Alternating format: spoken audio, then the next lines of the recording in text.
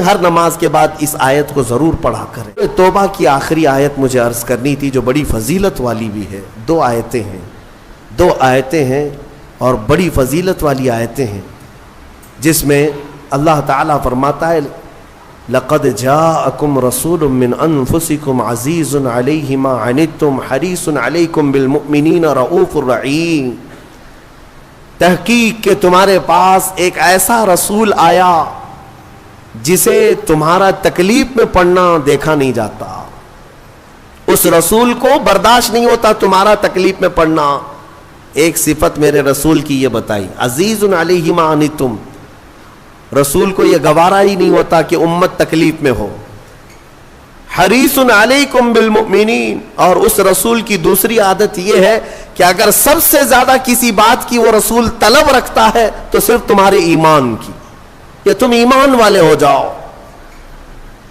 اور پھر تیسری چیز رب تعالیٰ فرماتا ہے رؤوف الرحیم، نہایت ہی نرم دل اور رحم کرنے والا شفیق رسول تمہارے پاس آیا۔ یہ تین صفات لے کر کے میرے مصطفیٰ تشریف لائے ہیں۔ میرے عزیزوں، آج پھر سے میں نوجوانوں کو بیدار کرتا ہوں، تمہیں پتہ ہے کہ تمہارے درد پر ہاتھ رکھنے والا کون ہے؟ آج تمہارا حقیقی مسیحا کون ہے؟ کون ہے جو تمہارے کرب کو، تمہارے غم کو سمجھ سکتا ہے؟ آج دنیا میں کوئی نہیں ہے، جس کے سامنے جا کر ذکر کرو گے وہ مذاق اڑائے گا۔ تم اپنے غم کی داستان کسی کو سناؤ گے تو کل وہ چار لوگوں میں کہے گا دیکھا فلاں کیسی بلا میں مبتلا ہے۔ لیکن ایک ذات محمد الرسول اللہ کی ہے، میرے آقا صلی اللہ تعالی علیہ وسلم، جن کی صفت ہی قرآن یہ کہتا ہے کہ تمہارا تکلیف میں پڑنا رسول کو دیکھا نہیں جاتا۔ ایک حدیث کا مفہوم میں بتا رہا ہوں، ایک حدیث کا مفہوم فرماتے ہیں میرے آقا صلی اللہ تعالی علیہ وسلم کہ اگر کسی امتی کے تلوے میں کانٹا بھی چبھ جائے تو اس کے درد کا احساس حضور کو ہوتا ہے، حضور اس کا احساس کرتے ہیں۔ لیکن یہ امت کا کیا، کبھی رسول پاک صلی اللہ علیہ وسلم کی عزت کا بھی احساس نہیں رکھتی، ان کے ناموس کا، ان کی محبت کا خیال نہیں رکھتی، سب کو اپنی اپنی من مانی کرنی ہے، اپنی طبیعت کی سننی ہے، مجھے اپنی خواہشات پہ جینا ہے۔ حضور کیا چاہتے ہیں وہ کسی کو نہیں چاہیے آج۔ لیکن اس رسول کریم صلی اللہ تعالی علیہ وسلم نے اپنی پوری زندگی امتی امتی کہا یا نہیں کہا؟ ہر گھڑی امتی امتی کہا۔ معراج کی شب میں بھی جا کر کے میرے آقا نے اللہ کی بارگاہ میں یہی سوال کیا کہ مولا میری امت کی بخشش میرے حوالے فرماتے۔ معراج کی شب میں قبر کی گود میں بی بی آمنہ کے ہاں دودھ پینے کے ایام میں، اور پھر مدینہ طیبہ کے احوال میں رسول کریم صلی اللہ تعالی علیہ وسلم نے سب سے زیادہ یاد کیا ہم جیسے نکموں کو یاد کیا، ہم جیسے گنہگاروں کو یاد کیا، بلکہ رویا بھی کرتے تھے اپنی امت کی یاد میں۔ اعلیٰ حضرت فاضل بریلوی رضی اللہ تعالیٰ عنہ فرماتے ہیں اللہ کیا جہنم اب بھی نہ سرد ہوگا، رو رو کے مصطفیٰ نے دریا بہا دیے۔ کس بات پر رویا کرتے تھے؟ ماں عائشہ صدیقہ فرماتی ہیں کہ رات کو بستر پر سوئے ہوتے رسول پاک صلی اللہ علیہ وسلم، پھر اچانک بستر چھوڑ کر اٹھ جاتے، عبادت کے لیے کھڑے ہو جاتے، کھڑے ہوتے اتنا کہ فجر ہوتی، اور حضرت عائشہ فرماتی ہیں حضور کی پنڈلیاں سوج جاتی تھیں، میں کپڑے سے سینک سینک کر کے نرم کیا کرتی، اور کبھی اگر بجلی کڑکے باہر یا ابر چھا جائے حضور اپنے گھر سے باہر نکل آتے، ہاتھ پھیلا کر مولا کی بارگاہ میں دعا کرتے کہ مولا ان بجلیوں کو دور کر دے، اس ابر کو ہٹا دے۔ حضرت عائشہ فرماتی ہے میں پوچھا کرتی کہ میرے آقا آپ جب بھی بجلیاں کڑکتی ہیں ابر چھاتا ہے تو کیوں گھبراتے؟ آپ فرماتے اے عائشہ پچھلی امتوں پر جب بھی عذاب آتا تھا تو پہلے بجلیاں آتی تھی پھر ابر چھاتا تھا، تو میں اسی بات کا خوف رکھتا ہوں کہ کہیں یہ ابر اور یہ بجلیاں میری امت پر عذاب نہ بن جائیں۔ میں اللہ کی بارگاہ میں دعا کر کے ان چیزوں کو ٹال دیا کرتا ہوں۔ کون ہے؟ اسی لیے اعلیٰ حضرت نے فرمایا تھا جو نہ بھولا ہم غریبوں کو رضا، یاد اس کی اپنی عادت کیجیے۔ اے سنی مسلمانوں، اگر حضور کو یاد نہ کرو گے تو پھر کس کو یاد کرو گے؟ نبی پاک صلی اللہ تعالیٰ علیہ وسلم کے متعلق ایک بات میں صرف اتنی کہہ دوں، رونگٹے کھڑے ہو جاتے ہیں، جسم میں کپ کپی طاری ہو جاتی ہے۔ وہ وقت جب آپ کا آخری تھا، ظاہری دنیا سے رخصتی کا وقت ہے، حجرہ عائشہ میں میرے آقا آرام کر رہے ہیں، بخار کی شدت ہے، ملک الموت اندر داخل ہوئے ہیں، حضور کی اجازت سے روح قبض کرنے آئے تھے۔ یہ سکرات کا جو وقت ہوتا ہے نا، نزع کا وقت، بہت شدید ہوتا ہے۔ آپ ایکسپلین میں نہیں کر سکتا کہ وہ وقت کیسا ہوتا ہے، کیونکہ جو جھیلا ہے وہ پھر واپس آیا نہیں بتانے کے لیے۔ نزع کا وقت، اس میں انسان اپنے ماں باپ کو بھول جاتا ہے، پہچان نہیں پاتا اپنے بیٹوں کو بیٹیوں کو، حتیٰ کہ بعض نزع کی کیفیت اتنی سخت ہوتی ہے کہ اپنا نام بھول جاتا ہے، نہیں یاد رہتا، اپنے آپ کو بھول جاتا ہے نزع کے وقت۔ لیکن میرے مصطفیٰ کریم صلی اللہ تعالیٰ علیہ وسلم اس کیفیت میں جب نزع کا وقت تھا، ملک الموت قریب آئے تو کیا پوچھا جانتے ہیں؟ پوچھتے ہیں اے اسرائیل، یہ نزع کا وقت بڑا سخت ہوتا ہے، بہت درد والا ہوتا ہے، بتا تو ذرا کیا میری امت کو بھی اس حالت سے گزارا جائے گا؟ جو نہ بھولا ہم غریبوں کو رضا۔ اس کیفیت میں ہر کوئی اپنے آپ میں رہتا ہے۔ اگر وہ رسول نزع کے وقت بھی اگر اپنی امت کو یاد کرتے ہوں تو کیا امت پر اتنا بھی حق نہیں ہے کہ آج اپنے حبیب پاک کی عزت کے لیے اور حضور پاک صلی اللہ تعالیٰ علیہ وسلم کی ناموس کے لیے جو بہانے بازیاں کی جا رہی؟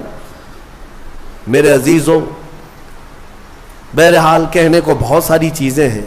بعض کو ایسا لگتا ہوگا کہ ہم کوئی فیلڈ بنا رہے ہیں، ہمارا اب بچا کیا ہے؟ میں جس طرح آپ کے درمیان بیانات کر رہا ہوں، سب کو پتا ہے، بہت سارے لوگ ڈرتے بھی ہیں، بہت سارے لوگوں کو پتا ہے کہ کیا ہونا ہے، ان کے ساتھ کیا کیا جائے گا، لیکن میں صرف یہی چیز محسوس کرتا ہوں، جب تک اللہ نے آواز دی ہے یا جب تک اللہ نے طاقت دی ہے، یہ امانت منتقل کر دی جائے، ورنہ قبر میں جا کر میرے مصطفیٰ کریم صلی اللہ علیہ وسلم کی بارگاہ میں شرمندہ نہ ہونا پڑے، ذلیل و رسوا ہونا نہ پڑے، کیونکہ سامنا تو اس رسول کا کرنا ہی ہے، قبر میں ہو یا حشر میں ہو۔ اگر رسول کریم صلی اللہ تعالیٰ علیہ وسلم نے پکڑ کر پوچھ لیا کیا تو اسی جگہ سے آیا ہے جہاں سے مجھے گندی گالیاں دی جاتی تھیں اور تو سن کر کے خاموش رہا کرتا تھا، ہمارے پاس جواب کیا رہ جائے گا؟ اے میرے عزیزوں، بات میں صرف اتنی عرض کرنا چاہتا ہوں کہ قرآن اس رسول کے بارے میں کہتا ہے عزیز علیہ ما عنتم، اس رسول کو تمہارا تکلیف میں پڑنا برداشت نہیں، تمہارا تو تمہارا، وہ ایک لکڑی کے رونے کو بھی برداشت نہیں کرتے، وہ ایک ہرن کے رونے کو برداشت نہیں کرتے، امتی تو بہت الگ بات ہے۔ حدیث میں ملتا ہے جس لکڑی کو پکڑ کر میرے آقا خطبہ دیتے تھے جمعہ کو، ایک بار حضور نے چھوڑ دیا اس کو، وہ لکڑی رونے لگی اور اس کی آواز پوری مسجد میں آ رہی تھی، حضور بیچ خطبے سے اتر آئے اور جا کر کے اس لکڑی کو اٹھایا، سینے سے لگایا۔ صحابہ نے پوچھا حضور یہ کیا بات ہے؟ کہا جو تم آواز سن رہے تھے یہ لکڑی کے رونے کی آواز ہے۔ کیوں رو رہی تھی؟ اس لیے کہ مجھ سے جدا ہونے کے غم میں رو رہی تھی، میں اس کو اپنے ہاتھ میں رکھا کرتا تھا اور چھوڑ دیا تو میرے غم میں رو رہی تھی، لیکن اس کا رونا مجھ کو دیکھا نہ گیا، میں خطبے سے اتر آیا۔ وہ رسول ہے، اگر ایک لکڑی جدائی کے غم میں روئے تو میرے آقا ممبر سے نیچے آ جائیں، امتی روئے تو کیا وہ رسول ہمارے خوابوں میں نہیں تشریف لائیں گے؟ اسی لیے علامہ عبد الرحمن جامی نے رو رو کر کے یہ لکھا تھا، تنم فرسودہ جاں پاراز ہجراں یا رسول اللہ، دلم پشمردہ آواراز عصیاں یا رسول اللہ۔ وہ ملا عبد الرحمن جامی ایک عاشق رسول تھا، ایک فنا فی الرسول۔ یہ نعت فارسی کی ہے، کبھی ہو سکے تو ترجمہ پیش کروں گا، جس کے ایک ایک لفظ میں مٹھاس ہے، ایک ایک لفظ میں درد ہے۔ حج پہ جا کر کے علامہ عبد الرحمن جامی نے نعت لکھا اور کہا کسی کو نہیں سناؤں گا، سب سے پہلے جا کر میرے مصطفیٰ کے روضے پر سناؤں گا، حضور کے روضے پر کھڑا ہو کر کے سناؤں گا۔ اس میں کہا کیا گیا ہے؟ تنم فرسودہ جاں پاراز ہجراں یا رسول اللہ، اے اللہ کے رسول میرا جسم ٹکڑے ٹکڑے ہو رہا ہے اور میری جان پھٹ چکی ہے. کس بنیاد پر؟ آپ سے دوری اور آپ کی جدائی میں. آپ سے دوری اور آپ کی جدائی میں گناہوں کی وجہ سے میرا دل مرجھا رہا ہے. اے اللہ کے رسول کرم فرما دیں.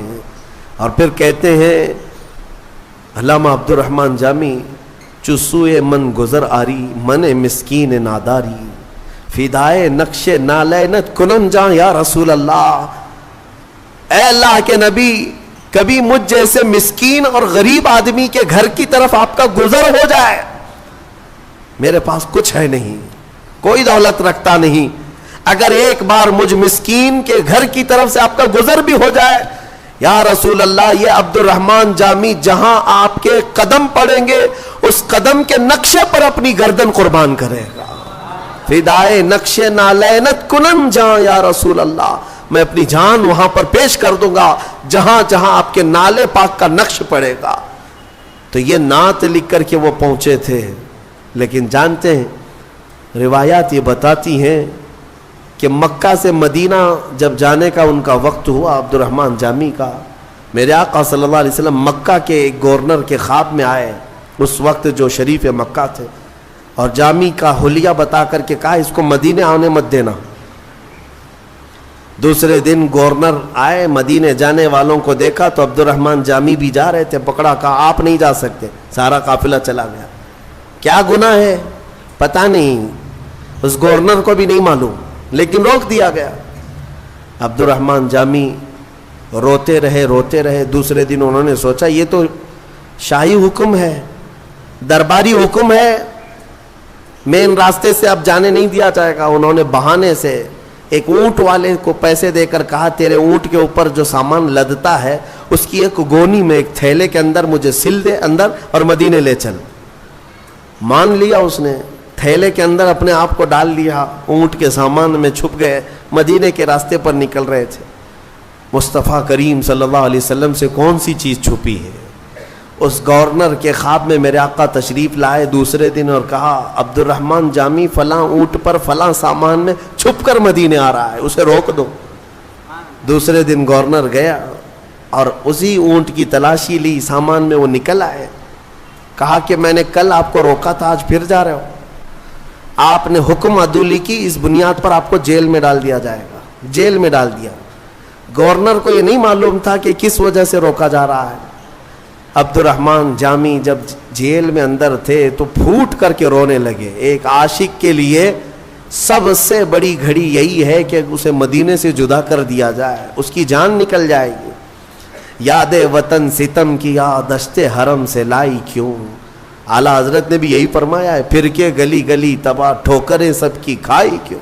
دل کو جو عقل دے خدا تیری گلی سے جائے کیوں. مدینے میں اپنے گھر کی یاد آ جانا بھی اعلیٰ حضرت کہتے ہیں یہ ظلم ہے. مدینے میں اگر اپنا گھر یاد آ گیا یہ ظلم ہے. مدینے میں رہ کر کے اگر کسی کو اپنا وطن یاد آ رہا ہے. تو عبد الرحمن جامی کو جیل میں رکھا گیا تو رونے لگ گئے، بے قرار ہو گئے اور پکارنے لگے میرے آقا کو، یا رسول اللہ رحم فرمائیں، کیا قصور ہے میرا.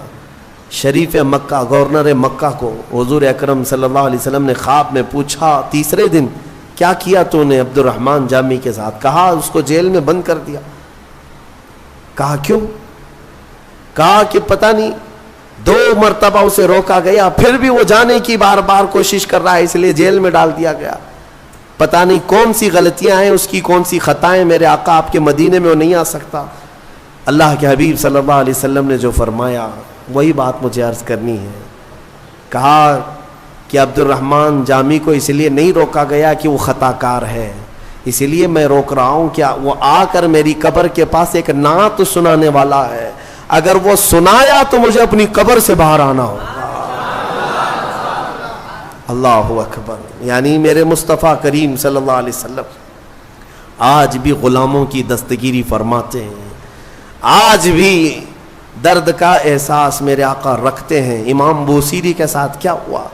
فالج کے موقع پر جب آپ کو لقوہ مار گیا تب آپ نے قصیدہ بردہ لکھا تھا، مولا یا صلی وسلم دائما ابدا. 170 اشعار لکھے تھے. فالج ہوا تھا، لقوہ. اور اس وقت بھی میرے آقا خواب میں تشریف لائے اور صرف ہاتھ ان کے جسم پر پھیر کر دعا کیا کہ اللہ تجھے شفا دے دے، اور جو تو نے میری تعریف میں قصیدہ لکھا، لے میں اپنی چادر تجھے تحفے میں دیتا ہوں۔ چادر بھی عطا کی ہے۔ اتنا دیا سرکار نے مجھ کو جتنی میری اوقات نہیں، یہ تو ان کا کرم ہے ورنہ مجھ میں تو ایسی بات نہیں۔ میرے کریم سے اگر قطرہ کسی نے مانگا، دریا بہا دیے ہیں، دربے بہا دیے ہیں۔ اور اسی لیے میرے امام اعلیٰ حضرت نے سچ کہا ہے، کون دیتا ہے دینے کو منہ چاہیے، اور دینے والا ہے سچا۔ میرے آقا صلی اللہ علیہ وسلم کو اگر تم نہیں محسوس کر پائے تو آج آ جاؤ، اس آیت کو پڑھو۔ حضرت ابو بکر شبلی رحمۃ اللہ علیہ، اس بات پر میں سمیٹتا ہوں گفتگو کو۔ حضرت ابو بکر شبلی یہ سلسلہ قادریہ کے بڑے بزرگ ہیں، غوث پاک کے دادا مرشد ہوتے ہیں۔ حضرت ابو بکر شبلی رحمۃ اللہ تعالی علیہ، آپ نے خواب میں ایک عالم دین کو دیکھا، نہیں، ایک عالم دین نے خواب میں حضرت ابو بکر شبلی کو دیکھا کہ رسول کریم صلی اللہ تعالی علیہ وسلم کے بالکل بغل میں بیٹھے ہوئے، گھٹنے سے گھٹنا لگا کر کے بیٹھے ہوئے۔ تو وہ صبح اٹھ کر کے دوڑے دوڑے آئے اور حضرت شبلی کے پاس کہا کہ میں نے اس حالت میں آپ کو دیکھا خواب میں، رسول کریم صلی اللہ تعالی علیہ وسلم سے اتنے قریب آپ بیٹھے ہوئے۔ وہ رونے لگے، کہا کہ تم نے جو دیکھا وہ صحیح ہے؟ پھر پوچھا آپ کیا کرتے ہیں، مجھے بھی تو بتائیں۔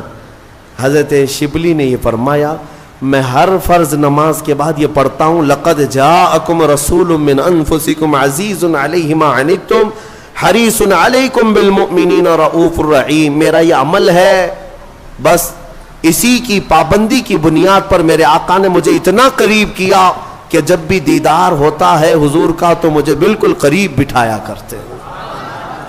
اس آیت کریمہ کو اسی لیے میں نے آپ کے سامنے پڑھا۔ الحمدللہ ہمارا معمول ہے بہت سالوں سے، اس کے تجربات بھی ہم نے دیکھے، اس لیے آپ سب بھی اس کا ورد رکھیں، ہر نماز کے بعد اس آیت کو ضرور پڑھا کریں۔ یہ دو آیتیں سورہ توبہ کی آخر کی، اس میں میرے آقا صلی اللہ تعالی علیہ وسلم کی تعریف میں مولا نے فرمایا عزیز علیہ ما عنتم، ایک کہ انہیں تمہارا تکلیف میں پڑھنا دیکھا نہیں جاتا، دوسرے یہ کہ وہ ایمان کی طلب رکھتے ہیں تمہارے، صرف اور صرف تم ایمان لے آؤ، حضور کی یہی ایک طلب ہے، یہی خواہش۔ آپ کو پتا ہے وہ مکہ کا وقت ایک مرتبہ ایسا ہوا کہ ابو جہل ظالم مردود لعین نے میرے آقا پر ہاتھ اٹھائے تھے حرم پاک میں، خانہ کعبہ کے اندر۔ حضور اکرم صلی اللہ تعالی علیہ وسلم پر ہاتھ اٹھایا اور زخمی کیا۔ حضور اکرم صلی اللہ تعالی علیہ وسلم کو اس نے جو یہ گستاخی کی، لوگ بیٹھ کر تماشا دیکھتے رہے، کوئی قریب نہیں آیا۔ حضور وہاں سے پھر چل پڑے، اپنے گھر آئے۔ اس وقت حضور کے چچا امیر حمزہ، وہ پہلوان تھے مکہ کے لیکن ایمان والے نہیں تھے، ان کو اپنا دوسرا دین جو مکہ والوں کا تھا وہ پسند تھا، ایمان نہیں لائے تھے۔ کافی لوگ لا چکے تھے لیکن امیر حمزہ نہیں لائے۔ تو امیر حمزہ شکار سے واپس آ رہے تھے، بیچ راستے میں کسی نے پکڑ کر کے ان سے کہا، حمزہ آج تمہارے بھتیجے محمد پر ابو جہل نے اتنا ہاتھ اٹھایا، سب کے سامنے اس نے مارا، کسی نے کچھ نہیں کہا۔ امیر حمزہ کو غیرت جاگ گئی، اپنے بھائی کا خون تو ہے، ایمان لائے ہوئے نہیں ہے، کفر میں، اس کے باوجود حضور پاک صلی اللہ تعالی علیہ وسلم چونکہ سگے بھتیجے ہیں امیر حمزہ کے، غیرت جاگ گئی، حضور کے پاس آئے ہی نہیں، سیدھے حرم میں گئے۔ ابو جہل میٹنگ میں بیٹھا ہوا تھا لوگوں کے درمیان، اس کا جامہ پکڑا، کالر پکڑا، کھینچتے ہوئے صحن میں لائے اور بیچ صحن میں لا کر اس کو اتنا لاتوں سے گھوسوں سے مارا، خوب مارا، اور اس کے بعد کہا، خبردار تو سمجھتا ہے کہ محمد یتیم ہو گیا اور اس کے گھر میں کوئی نہیں، اس کے بعد اگر انگلی بھی اٹھائے گا تو توڑ ڈالوں گا۔ امیر حمزہ کا یہ جلال تھا۔